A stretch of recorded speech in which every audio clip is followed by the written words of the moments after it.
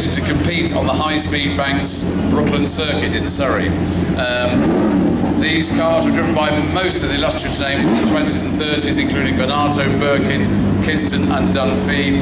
So this actual car, as Peter said, is one of only 5 that's won Le Mans twice, and we've got 4 of them here. And this particular car was in this form. It evolved as it went by, with Wolf Bernardo, the chairman of Bentley, owning it throughout, and developed from that 4-seat fabric-covered body into this with the upgraded 8-litre engine to race at Brooklands. And the rear section is almost entirely a fuel tank. It could do a 500-mile race on one fill, so you've got about 1.5 tons of fuel on the back of it. But talk us through the second car, please, Peter. So the next car in the lineup is red, of course, Ferrari Racing Red. It's the 1963 Ferrari 275P by Pininfarina. Undoubtedly one of the most historically significant Ferraris in the world. It's one of just 4 Scuderia Ferrari works cars built to contest the World Sports Car Championship in 1963. But its story is fascinating, because recent findings have added a truly great victory to its record, because it wasn't known that this was a 2-times winner until quite recently, at least not in wider circles. So chassis number 0816, this motor car, was not originally scheduled to compete at the 1963 edition of Le Mans. Its sister car, chassis 0814, was in fact on the list of entrants. However, Scuderia Ferrari Works historical documentation recently as about 3 or 4 years ago, confirmed that the original entrant, 0814, was severely damaged in practice at an accident at the Nürburgring just 1 month prior to Le Mans.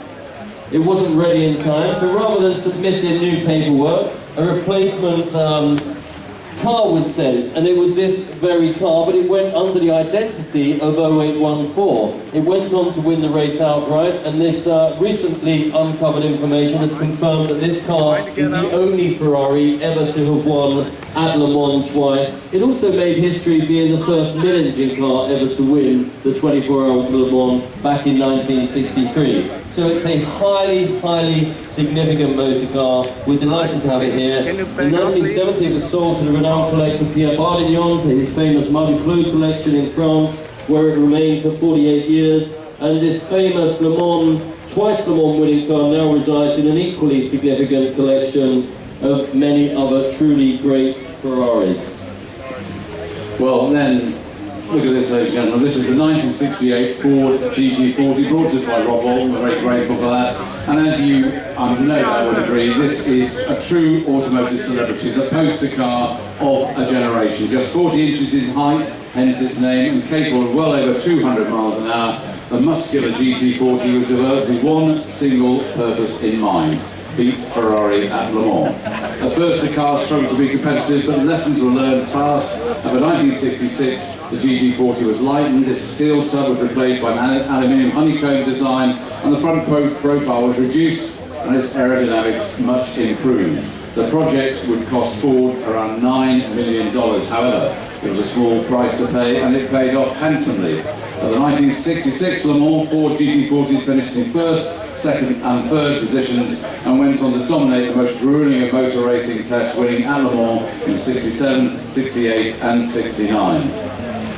And here today, ladies and gentlemen, we have chassis Renault 1075, the very car that won not just in 1968 but also in 1969, making it, as we've said, one of only 5 motor cars to have achieved that double victory. It's the most significant of all GT40s, and this car was campaigned by John Wyers, JW Automotive, and sponsored, of course, by the iconic Gulf Oil livery, resulting in one of the most iconic GT40s on the planet. And in addition to victory at Le Mans, the racing record includes no fewer than 6 wins of its 11 races, an astonishing feat.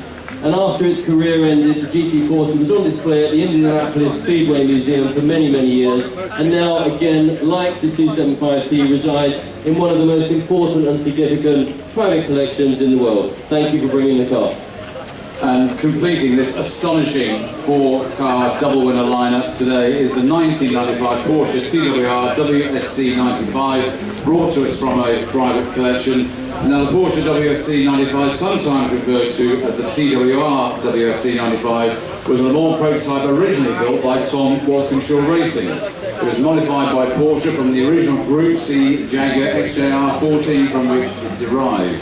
Entered and run by Joest Racing, this is the actual 1995 Porsche that won, and it's one of only 5 cars that we said to have won twice, because it claimed victory in 1996 and in 1997. It was originally conceived to take on the International Motorsport Association, better known as IMSA series. A change in the regulations meant Porsche was no longer able to enter the WSC 95. However, Reinhold Joest, the owner of his eponymous racing team, persuaded Porsche to give the unused prototype to him so that he could take it to Le Mans.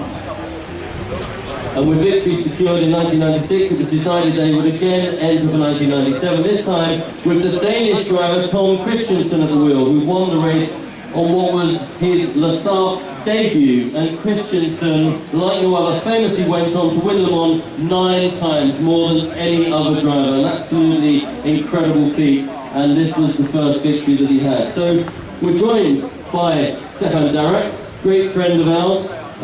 He's been a great supporter and participant in this event, as has the museum at the Le Mans circuit, and of course the ACO, the Automobile Club de West, which Stefan is managing director of. Stefan, let's talk a little bit about the centenary celebrations from this year, because as we know, we've talked about